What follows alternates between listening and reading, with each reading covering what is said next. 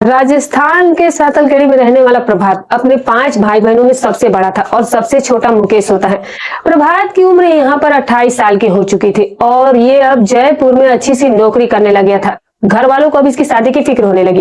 खैर, यहाँ पर जो प्रभात है इसके लिए लड़की ढूंढी जाती है जो कि संजना होती है, जो कि बहुत ही ज्यादा खूबसूरत लड़की थी।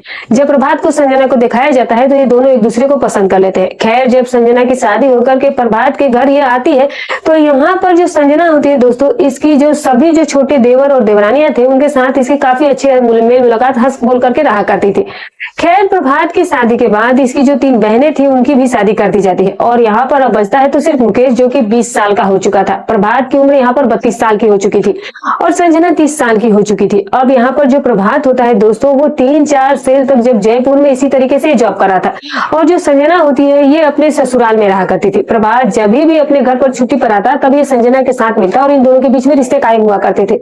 संजना प्रभात को काफी कहा करती थी कि मुझे तरह तरह के ताने मारे जा रहे हैं। सारे गांव वाले, घर वाले, मायके वाले, ससुराल वाले सभी लोग यही कह रहे हैं कि शादी को 3 साल हो चुके हैं और अभी तक तुम्हारी गोद कैसे सुनी है। तो फिर एक बच्चा तो कम से कम दे दो, एक घर में नन्हा मेहमान तो आ जाना चाहिए, क्या दिक्कत है इसमें। तो संजना प्रभात को काफी कहती है, लेकिन प्रभात कहता है कि अभी उसको थोड़ा स्टेबल रहने दो। एक बच्चे की जिम्मेदारी बहुत बड़ी जिम्मेदारी होती है, सारी जिंदगी पड़ी हुई है। हम बच्चे जो है वो बाद में प्लान करेंगे, अभी तुम 1-2 साल और रुक जाओ। लेकिन अब संजना से रहा नहीं जा रहा था। वो कह रही थी कि मैं यहाँ पर रह करके सारे तानों को सहन नहीं कर सकती और नहीं सुन सकती हूँ। या तो तुम मुझे प्रेग्नेंट कर दो या फिर मुझे अपने साथ जयपुर ले चलो ताकि मुझे यहाँ पर कोई परेशान न करे। प्रभात कहता है कि चलो ठीक है, मैं तुम्हें जयपुर ही ले चलता हूँ। लेकिन अब यहाँ पर जो प्रभात था, ये पहले जिस किराए को कमरे को लेकर के रहा था, अपने एक सिंगल आदमी को अगर रहना तो उसे कोई खास सुविधा या कोई पॉश इलाका नहीं चाहिए था और नहीं कोई ऐसा उसे एनवायरनमेंट चाहिए। लेकिन अगर उसे अब अपनी पत्नी को साथ में रखना है तो फिर उसे अब फ्लैट लेना पड़ गया मजबूरी में। खैर, यहाँ पर प्रभात एक फ्लैट ले लेता है किराए पर और वहीं पर रहना शुरू कर देता है और उसके बाद संजना को भी अपने साथ ले जाता है। अब यहाँ पर संजना प्रभात के साथ जयपुर आ चुकी थी और जयपुर में आज कह रही है प्रभात के साथ बहुत ही हंसी और खुशी और मजे के साथ रह रही थी। और जो शहर महानगर जयपुर जैसी जगह पर आकर जो संजना होती है, इसकी खुशी का कोई ठिकाना नहीं था। खैर, जब इस तरीके से सब कुछ ठीक ठाक चलता रहा तो फिर यहाँ पर जो मुकेश होता है, इसको भी अपनी स्टडी के लिए जयपुर आना था और जब इसे जयपुर आना था तो इसके लिए भी कमरा किराए के लिए देखना था। तो प्रभात यहाँ पर कहता है कि मुकेश उसके साथ ही रह लेगा और यहाँ संजना दिन भर घर के अंदर अकेली ही रहती है। अगर मुकेश यहाँ पर आ जाएगा तो इसे भी थोड़ा मन लग जाएगा। खैर, घर वालों ने भी इस बात को ही प्रिपेयर करा कि जो मुकेश है वो प्रभात और संजना के साथ ही जयपुर में रह ले। खैर, जो मुकेश होता है वो प्रभात के घर पर आकर के रहना शुरू कर देता है। यहाँ संजना, प्रभात और मुकेश ये तीनों ठीक ठाक तरीके से रह रहे थे। प्रभात सुबह उठता है और फिर अपने जॉब के लिए वो निकल जाया करता था और सीधे रात को 8-9 बजे के आसपास वो लौट करके आ जाया करता था। मुकेश जो था वो अपने कॉलेज जाया करता था और दिन में 1-1:30 बजे के लगभग ये वापस आ जाया करता था। यहाँ पर जब मुकेश वापस आता तो खाना खाता और खाना खाने के बाद थोड़ी देर रेस्ट करता और फिर उसके बाद अपने रूम में स्टडी करता रहता था। ये 20 फरवरी के दिन जो संजना होती है वो अपने मायके में होती है और जो प्रभात होता है वो अपनी ड्यूटी पर गया हुआ था। लेकिन प्रभात जैसे ही शाम को 8-9 बजे के लगभग घर पर आता है तो गेट खटखटाता है, लेकिन गेट अंदर की तरफ से खुला हुआ था। जैसे ही ये दरवाजे को धक्का देता है तो गेट खुल जाता है और जैसे ही अंदर जाता है तो ये देखता है कि पूरे घर की जो लाइट है वो बंद थी, चारों तरफ अंधेरा था। ये अपना मोबाइल फोन निकालता है और उसकी टॉर्च की लाइट जलाता है और अंदर देखने की कोशिश करता है कि आखिर हुआ क्या है। कोई एमसीबी डाउन हो गई है या फिर कोई पावर कट हो गया है, ऐसा हुआ क्या है कि इस फ्लैट की लाइट पूरी तरह से क्यों खत्म चली गई है। जब ये मोबाइल की टॉर्च से अंदर जाता है तो देखता है कि किचन के बाहर उसका भाई मुकेश फर्श पर चित लेटा हुआ, उसके मुंह से झाग निकल रहे हैं। इस चीज को देखने के बाद जो प्रभात होता है वो घबरा जाता है। ये मुकेश के पास दौड़ कर जाता है, उसे हिलाने और उठाने की कोशिश करता है, लेकिन जो मुकेश होता है वो अब इस दुनिया को छोड़ करके जा चुका था। यहाँ पर प्रभात बहुत ज्यादा घबरा जाता है। ये जोर जोर से रोना और चिल्लाना शुरू कर देता है। आसपास के जो लोग थे वो भी वहां पर आते हैं और प्रभात को कहते हैं कि हुआ क्या है, इस तरह से तुम चिल्ला क्यों रहे, रो क्यों रहे हो। तो वो कहता है कि उसका छोटा भाई जो मुकेश है, इसकी ऐसी हालत हो गई है। खैर, आनन फानन में एम्बुलेंस बुलाई जाती है। मुकेश को एम्बुलेंस में डाल करके हॉस्पिटल ले जाया जाता है और हॉस्पिटल ले जाने के बाद जो डॉक्टर होते हैं वो उसे देखते हैं और उसे डेथ घोषित कर देते हैं कि ये तो मर चुका है। अब क्योंकि ये संदिग्ध अवस्था में इस तरीके से मुकेश की मौत हुई थी और घर के अंदर कोई भी ऐसा इसका लिखा हुआ नोट भी नहीं मिला था, पुलिस भी मौका वारदात पर पहुंच जाती है। जो हॉस्पिटल के अंदर जब इस तरह का केस आया तो पुलिस के नोटिस में तो ये चीज आनी ही थी। पुलिस जो है वो प्रभात की पूरे उस फ्लैट की छानबीन करती है तो वहां पर देखती है कि किचन है और किचन के ऊपर एक कागज की पुड़िया रखी हुई थी और पास में ही एक पानी का गिलास रखा हुआ था और इसके मुंह से जो झाग निकले थे उसका कुछ सैंपल भी पुलिस वहां से कलेक्ट कर लेती है। फॉरेंसिक टीम में इन सब चीजों को भेज दिया जाता है। जो पानी का गिलास था उसके ऊपर जो फिंगरप्रिंट थे वो मुकेश के ही थे। इसके मुंह से निकले हुए झाग और उसके अंदर जो केमिकल था वो जो कागज की पुड़िया पर लगा था उसी केमिकल से मैच करता, वो सेम टू सेम था। अब यहाँ पर पुलिस को ये पता लगाना था कि ये जो मुकेश है इसकी किसी साजिश के चलते ही हत्या की गई है या फिर मुकेश ने खुद ने ही अपनी जीवन लीला को समाप्त कर लिया है। पुलिस अपनी तफ्तीश में लगती है। यहाँ पर संजना को भी इस बात को खबर लग चुकी थी और जो प्रभात के घर वाले थे उनको भी इस बात की खबर लग चुकी थी कि मुकेश की मौत हो चुकी है। खैर पोस्टमार्टम के बाद जो मुकेश का शव है वो प्रभात को सुपुर्द कर दिया जाता है। मुकेश के शव को लेकर के ये अपने पितृ गांव पर पहुंच चला जाता है, जहां पर इसका अंतिम संस्कार कर दिया जाता है। कुछ दिन के जो रीति रिवाज जो भी क्रियाक्रम थे वो सारे पूरे हो जाते हैं और फिर उसके बाद प्रभात फिर जयपुर आ जाता है और अपनी जॉब को वो कंटिन्यू करने लग जाता है। यहाँ पर पुलिस पूरे मामले की तफ्तीश में लगी हुई थी। प्रभात से भी पूछताछ की जाती है मुकेश की पूरी दिनचर्या के बारे में, इसके कॉलेज के बारे में, इसके किसी से दोस्ती थी, किसी से दोस्ती नहीं थी, किन किन से इसका मेल मुलाकात था, कि कोई इसकी गर्लफ्रेंड थी या नहीं थी, ये सारी चीजें। क्योंकि जवान लड़का है तो इस तरह के एंगल कुछ ज्यादा ही पुलिस ढूंढने की कोशिश करती है, लेकिन यहाँ पर मुकेश के जीवन में कोई भी नहीं था। पुलिस यहाँ पर मुकेश के मोबाइल कॉल रिकॉर्ड भी निकलवा चुकी थी। तो यहाँ पर इसकी संजना से काफी लंबी लंबी बातें हुआ करती थी और अपने माता पिता और अपनी बहनों से भी बातें हुआ करती थी। तो ये एक नॉर्मल सी बात थी कि अपने माता पिता और अपनी भाभी से बात करता है, तो इसमें कोई आपत्तिजनक पुलिस को नजर नहीं है। लेकिन जब कहीं से कहीं तक कोई क्लू नहीं मिला और मुकेश की मौत आखिर हुई कैसे, आखिर इसने ऐसा कदम उठाया ही क्यों, तो पुलिस यहाँ पर प्रभात से पूछती है कि अच्छा ये बताइए कि 19 और 20 तारीख को इस पूरे दिन तुमने क्या किया। तो यहाँ पर प्रभात जो वो बताता है कि उसकी जो पत्नी है संजना, ये अपने मायके गई हुई है। जब ये अपने मायके गई हुई थी तो ये उससे मिलने के लिए गए हुए थे प्रभात और मुकेश दोनों ही साथ में गए थे और 19 फरवरी को ये दोनों वापस भी आ गए थे। 19 फरवरी को वापस आने के बाद ये दोनों जो है वो खाना वाना खा करके सो गए थे अपने कमरे के अंदर और सुबह जो प्रभात था फिर इसे नौकरी पर जाना था 20 तारीख को, तो ये अपनी जॉब के लिए चला गया था। और यहाँ पर उसके थोड़ी ही देर के बाद जो मुकेश होता है उसके अपने कॉलेज जाना था, लेकिन ये उस दिन अपने कॉलेज नहीं गया था।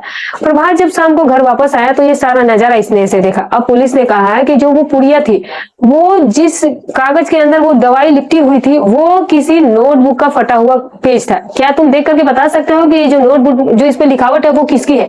जब प्रभावत को ये लिखावट दिखाई जाती है तो ये कहता है कि ये संजना की लिखावट है। तो यहाँ पर पुलिस कहती है कि अच्छा संजना जो है वो घर के अंदर कोई ऐसी डायरी मेंटेन करती है जिसके ऊपर वो कुछ लिखा करती हो? तो प्रभात ने कहा कि नहीं, घर के अंदर तो कोई ऐसी डायरी नहीं है जिसके अंदर संजना कुछ लिखती हो या कुछ करती हो, पर ये जरूर है कि एक बार आप जाकर छानबीन कर लिए।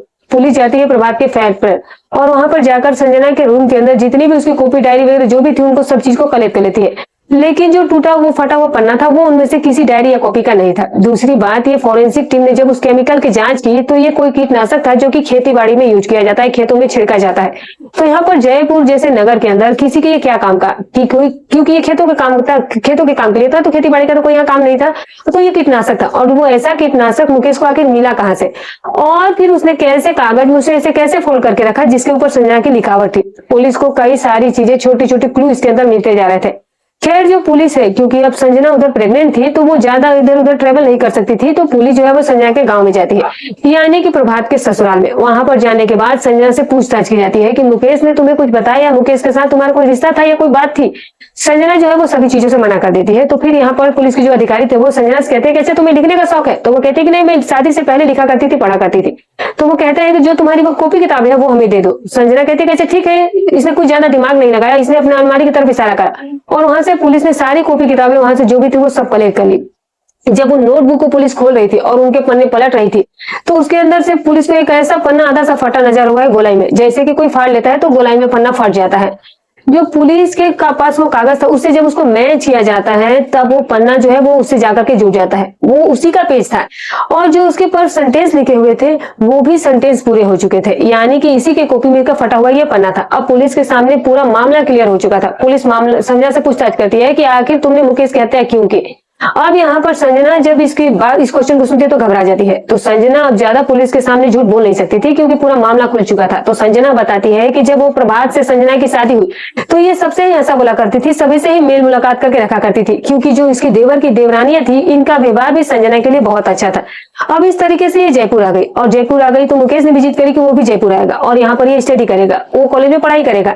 तो ये भी जयपुर आ जाता है और मुकेश इन्हीं के साथ रहना शुरू कर देता है। अब हुआ ये कि जब मुकेश 1-1:30 बजे के लगभग घर पर वापस आया करता था तो संजना सुबह से तो अपने काम काज में लगी रहती थी और फिर उसके बाद जब इसको समय मिलता था तो दिन में या शाम के टाइम पर कभी ये नहाने के लिए बाथरूम में चली जाया करती थी। तो संजना जब बाथरूम में नहाने के लिए गई तो यहाँ पर जो मुकेश होता है ये खिड़की पर चढ़ करके, जो आपने देखा होगा दोस्तों, एक सेलेब जो वो वेंटिलेशन के लिए बाथरूम में लगे हुए थे, ये एग्जॉस्ट फैन लगा रहता है, उस जगह से ये संजना को देखा करता है। संजना को इसके बारे में बिल्कुल भी पता नहीं था, लेकिन जो मुकेश था उसकी डेली की आदत थी, जब भी संजना बाथरूम में जाती थी तो ये पीछे से संजना को देखा करता था। लेकिन संजना को इस चीज का पता तब लगा जब एक दिन संजना ने जो अंतर वस्त्र जब धोए और धोने के बाद उनको आंगन में ही एक तार को उसने सूखने के दिया था। क्योंकि फ्लैट में दोस्तों आप जानते हैं कि छत तो होती नहीं है, तो इसने वो बालकनी में या फिर वहीं पर कहीं सूखने के लिए डाला था। और संजना अपने रूम में रेस्ट करने के लिए चली जाती है। जब संजना की थोड़ी देर रेस्ट करने के बाद निकलती है और वो वापस बाहर आती है कपड़े उठाने के लिए, तो ये देखती है कि उसके वहां पर वो अंडरवियर जो है वो गायब है। अब संजना ने सोचा कि शायद हवा से उड़कर इधर गिर गई, हुई नीचे चली गई, इसने माइंड नहीं किया। लेकिन शाम के टाइम पर जो वो संजना के अंडर गारमेंट थे वहीं पर बालकनी में ही टंगे हुए वैसे ही वैसे नजर आए। संजना को ये बहुत अजीब सी चीज लगी कि दिन भर तो यहाँ थी नहीं यहाँ पर, तो अब यहाँ पर ये कैसे उड़ करके आ गई। खैर संजना को मुकेश के ऊपर शक तो था, लेकिन अपने देवर के ऊपर सीधे सीधे इल्जाम वो कैसे लगा सकती थी। संजना मुकेश की हरकतों पर नजर रखना शुरू कर देती है। अब यहाँ पर जब संजना नहाने गई तो जैसे वो जो स्लैब थे जिससे वेंटिलेशन वाले, जब मुकेश वहां पर चढ़ा और संजना को देखने की कोशिश करने लगा, तो संजना को हल्का सा इस चीज का एहसास हुआ। ये पहले से चौकन्नी हो गई थी, तो इसने देख लिया कि मुकेश इसे देखता है। खैर संजना ने उस वक्त भी कुछ नहीं कहा। वो अपना सारा नहाने धोने का जो भी काम था वो कर कराकर वापस बाथरूम से बाहर निकलती है, नाश्ता वास्ता बनाती है और सबको खिलाती है और खुद खा करके फिर ये अपने कामों में लग जाती है या फिर रेस्ट करने चली जाया करती थी। लेकिन अब संजना के मन में यही चल रहा था कि मुकेश उसके ऊपर गलत निगाह रखता है। अब संजना के मन में ये द्वंद चल रहा था कि मुकेश को वो सीधे डांट दे, उसको इस चीज के लिए खुद ही टोक दे, या फिर प्रभात को इस चीज के लिए शिकायत करे, या फिर वो क्या करे। खैर संजना काफी सोच विचार करती है कि अगर वो सीधे वो मुकेश को डांटेगी तो फिर वो एक तरीके से ये होगा कि संजना जो है वो उसके सामने एक्सपोज हो चुकी है, संजना को सब कुछ पता है। दूसरा, अगर वो प्रभात को कहती है तो प्रभात ना जाने क्या ही एक्शन ले लेगा। हो सकता है कि वो संजना के ऊपर इल्जाम लगाना शुरू कर दे, क्योंकि मुकेश उसका ही छोटा भाई है। संजना की इस बात पर वो विश्वास करेगा भी या नहीं करेगा, तो सारे ही द्वंद संजना के मन में चल रहे थे। संजना ने कहा कि आग लेने दो, जाए दो, जो देख रहा है तो मुझे क्या फर्क पड़ा है, पति का भाई ही तो है, और जब तक ये चीजें ढकी हुई है तब तक ढकी ही रहने दो। मुकेश अगर कल को कुछ इसे आगे करता है, इसे आगे बढ़कर हरकत करेगा तो फिर संजना उसको मुंह तोड़ जवाब दे देगी। संजना ने कहा कि चलो कोई भी दिक्कत नहीं है, यहाँ तक तो सहन करने लायक सिचुएशन है, सहन करते रहते हैं। संजना अपने नॉर्मली बिहेव करती थी, उसने कभी मुकेश को जाहिर ही नहीं दिया कि उसे सब कुछ पता है। लेकिन जब मुकेश रोज संजना को इस तरीके से देखता और संजना को पता चल जाता था कि मुकेश उसे देख रहा है, तो फिर यहाँ पर संजना के भी मन में मुकेश के लिए सॉफ्ट कॉर्नर बनना शुरू हो गया। अब संजना जब भी मुकेश नहाने जाता तो फिर इसकी भी इच्छा होती कि मुकेश को एक बार देख ली जाए। जब वो उसको देख रहा है तो संजना उसको देख लेगी तो क्या ही फर्क पड़ जाएगा। तो फिर ये भी एक तरफ से खिड़की की तरफ से झांकने लगती, मुकेश को देखने लगती थी। मुकेश जो है वो जाहिर सी बात है उसको निर्वस्त्र रहता है और नहाते नहाते वो कुछ हरकतें भी किया करता है। और जब संजना उसे ऐसे देखती तो संजना देखती तो कहती कि बेचारा ना तो इसकी शादी हुई, ना ही इसकी कोई गर्लफ्रेंड है, और ये कितना परेशान इन सब चीजों को लेकर के है। तो अगर इसे थोड़ा सा ये सहूलियत दे दी जाए तो फिर क्या फर्क पड़ेगा। मन में एक छोटा सा विचार ही आना काफी होता है। संजना के मन में भी ये गलत विचार आ चुका था। खैर ऐसे ही एक रात को जो प्रभात होता है इसके अपने गाँव जाना होता है। संजना से कहता है कि वो गांव जा रहा है और कल शाम तक वो वापस आ जाएगा। तो यहाँ पर रात में संजना और मुकेश जो थे वो उस फ्लैट में अकेले थे। जो मुकेश होता है ये संजना से थोड़ी देर इसके बेडरूम में बैठ करके बातचीत करता है, और बात करते करते जो मुकेश होता है वो इसकी हसरतें बढ़ने लगती है, क्योंकि संजना इसे एक दो बार इस तरह से टच भी कर चुकी थी, और जो मुकेश है इसका ही अन्यास हाथ जो है वो संजना के निजी अंगों पर लग चुका था। खैर मुकेश उस बेडरूम से उठता है और अपनी चारपाई पर जाकर के सो जाता है, जो कि इसके कमरे में बिछी हुई थी। अब जो संजना होती है अब इसको भी रात भर यही बेचैनी थी कि आज रात अकेले है, मुकेश साथ में है, तो क्यों ना आज की रात इसके साथ अपनी हसरतों को पूरा कर लिया जाए। संजना को भी नींद नहीं आ रही थी और मुकेश को भी नींद नहीं आ रही थी। संजना अपने रूम से उठती है और मुकेश के कमरे की तरफ जाती है। जब मुकेश के कमरे की तरफ ही जाती है तो जो बल्ब था डिम लाइट का वो जला हुआ था, और जो मुकेश था वो अपने ऊपर चादर लेकर के लेटा हुआ था, और इसके उस खास पार्ट की जगह पर इसका हाथ जो था वो कुछ अलग प्रतिक्रिया कर रहा था। संजना देख रही थी इस तरीके से जो मुकेश है वो खुद को ही सब कुछ करने की कोशिश कर रहा है। संजना इसके पास जाकर खड़ी होती है। मुकेश ने क्योंकि सिर तक अपनी चादर ली हुई थी तो इसे कुछ भी पता नहीं चला। थोड़ी देर में जो मुकेश है इसका सारा एक्साइटमेंट का जो लेवल था वो अचीव कर चुका था, और ये अपना हाथ जो है वो धोने के लिए जैसे ही चादर को अपने चेहरे से हटाता और उठने की कोशिश करता है तो सामने संजना को देखकर ये घबरा जाता है। मुकेश एकदम झेप जाता है। तो संजना कहती है कि ये तुम क्या कर रहे थे। तो मुकेश अब उसे क्या ही जवाब दे, उसे तो मुंह से बोली नहीं निकल रही थी। संजना कह रही थी कि तुम खुद को इतनी तकलीफ क्यों दे रहे हो, मैं नहीं हूँ क्या घर के अंदर। मुकेश ये बात सुनकर के एकदम हैरान रह जाता है। संजना से कहता है कि आप ये क्या कह रही हो। तो संजना कहती है कि आकर मेरे बेडरूम में थोड़ा साफ सुफ होकर आ जाओ। मुकेश जाता है, नहाता धोता है, और नहाने धोने के बाद वो संजना के बेडरूम में आ जाता है। यहाँ पर आने के बाद जो संजना थी वो आज पूरा प्लान बना चुकी थी, वो सारा सुख मुकेश को देने को विचार बना चुकी थी।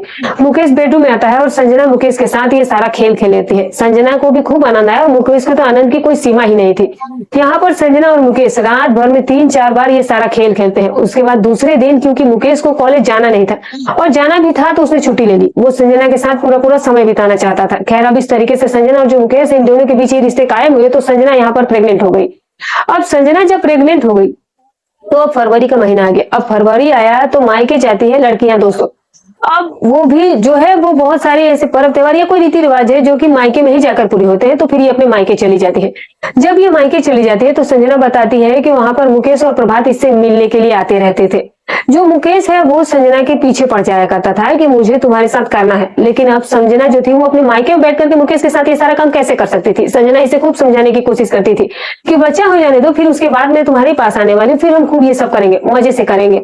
लेकिन यहाँ मुकेश को तो चैन ही नहीं था, उसको तो बस संजना के साथ वो सारा काम किसी भी हाल में करना था। लेकिन संजना को अपनी इज्जत की भी फिक्र थी और मुकेश की जो ये नादानी थी, जो इसकी बचकाना हरकतें थी, उनसे ये अब डर भी जाया करती थी कि मुकेश अगर इसी तरीके की हरकतें करता रहा तो ये सारा जो है वो भेद एक दिन सबके सामने खुलने में ज्यादा समय नहीं लगेगा। ये मुकेश को खूब समझाती थी। अब ऐसे ही जो प्रभात था ये अपनी साली और सास के साथ बैठ करके बातें कर रहा था और दूसरे कमरे में जो संजना थी वो लेटी हुई थी कि मुकेश उसके पास चला जाता है और इसको इधर उधर से गलत तरीके से स्पर्श करना और छेड़ना चालू कर देता है कि तभी थोड़ी ही देर में प्रभात उस कमरे की तरफ आता है। और प्रभात जब आता है तो यहाँ पर जो मुकेश है वो संजना के साथ छेड़खानी कर ही रहा था। तो प्रभात एकदम मुकेश से कहता है कि मुकेश तुम यहाँ क्या कर रहे हो। तो संजना एकदम से चौंक जाती है, मुकेश भी एकदम से चौंक जाता है। तो फिर ये बहाना बनाते हैं। प्रभात ने इस चीज को माइंड नहीं करा, लेकिन संजना की सांस ऊपर भी ऊपर और नीचे की नीचे रह गई थी। उसे तो ये लगा कि बस ये जो सीन है, जो ये अभी का टाइम है, इसके बाद जो प्रभात है वो न जाने कौन से एक्शन लेगा। लेकिन प्रभात ने इस चीज को माइंड ही नहीं किया। तो संजना की जान में जान आ गई। अब संजना ने कहा कि मुकेश को कैसे न कैसे करके खुद से दूर हटाना जरूरी है, वरना ये इसकी जिंदगी बर्बाद करके रख देगा, ये बसी बसाई गृहस्थी को मेरी बर्बाद कर देगा।